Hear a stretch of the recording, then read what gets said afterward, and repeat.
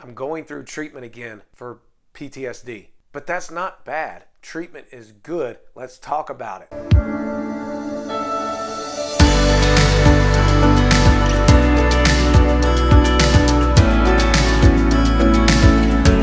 Hi, my name is Scott. I've been in law enforcement for over a decade, and prior to that I was in the United States Marine Corps, where I was deployed twice for Operation Iraqi Freedom. My deployments to Iraq were the first time I experienced traumatic events that were traumatic because they were dangerous. I was almost killed in particularly one incident. It was a miracle from God that I survived. It was a close mortar fire attack on us when I was in the back of a convoy. Anyway, obviously I have seen things in law enforcement that have affected me as well. In particular, whenever I see that kids are victim of crimes or successful suicide scenes, it breaks my heart to see someone that has taken their own life. And I have witnessed scenes of people who have killed themselves that were very gory and bloody, and I know they suffered, and it was just, that's all I'm going to say about it. But this video, and then for the next several weeks, I'm going to do my best to document the treatment that I'm receiving from PTSD. Now, why in the world would I be talking about this and sharing it to the world? Well, the thing is, too many veterans, too many police officers are killing themselves. Look, I wrote about this stuff in my book, Mental Health Fight of the Heroes in Blue, but even though I'm an author of that book, and it has helped people who are not even in law enforcement, it has helped a lot of people, but I'm not exempt from the stuff I have seen. I'm still human. So session number 1 was yesterday, and I want to talk to you about what it's going to be as I go through the treatment, because it can help at least one other officer, one other veteran get help. There's nothing wrong with it at all. You are not weak if you get help. You are aware. And being aware is what can keep you alive if you act on it. But look, before I get into this, I have to mention, this is not counting as treatment for you. This is not a diagnosis for you.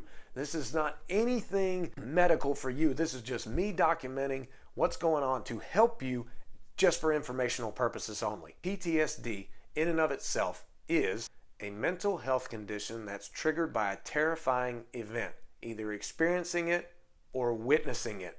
I've already mentioned some traumatic events that I've gone through. One in particular from Iraq, in which I was almost killed. That's the one that catapulted the symptoms of PTSD. So in session 1 yesterday, what I learned about was stuck points. And what stuck points are thoughts that keep us from recovering. Now, on a side note, from what I've learned in researching my 2 books about being healthy as a police officer and just as a person in general, it can apply to anybody. Thoughts are very important. Earl Nightingale once said, "We become what we think about." Your thoughts will lead you. But the good news is you don't have to believe your thoughts.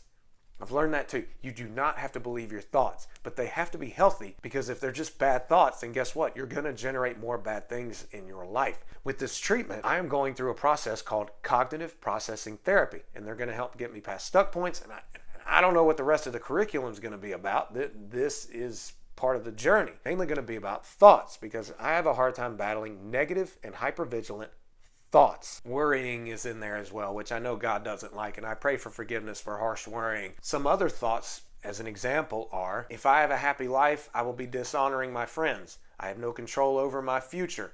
People in authority always abuse their power. I am damaged forever because of whatever the incident was. I am worthless because I couldn't control what happened.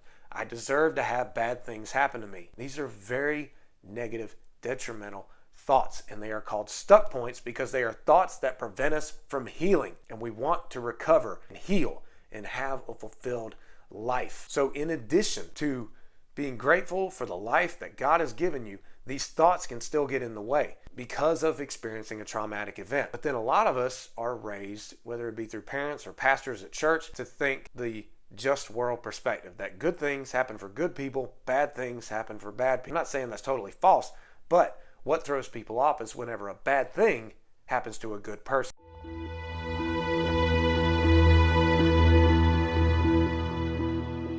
When I went through a bad traumatic event, a dangerous event in Iraq, how's my brain supposed to wrap its head around that? That's when the aftermath can lead to negative, depressing thoughts. This is how I learned it. This is what it was explained to me yesterday in session 1. Remember, I'm no psychiatrist, no psychologist, no doctor, and one who has knowledge about this only because of my own experiences being in the shrink's office so much. So when a good person goes through a bad situation like I have gone through, you as a police officer or you as a first responder, you as a veteran have gone through, a lot of our brains start to think about shoulda, coulda, woulda. I should have done this. I could have done that. I would have done this. And then we tend to try to gain an understanding as to how the event occurred, why it occurred, what would have happened if we would have reacted differently. Well, guess what? And the psychologist made this very clear. The event has already occurred, and there's nothing you or I can do to bring it back.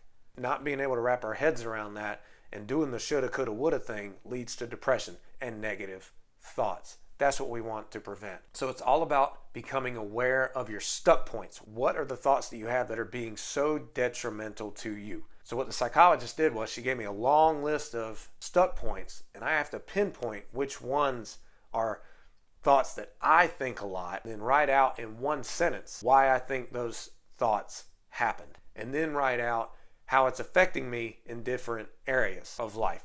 So that was session number 1, just becoming aware of what stuck points are, thoughts that prevent us from recovering. I really wasn't aware of it. Once again, I'm opening up, because if I open up, it helps another person open up. At least it helps someone else get treatment.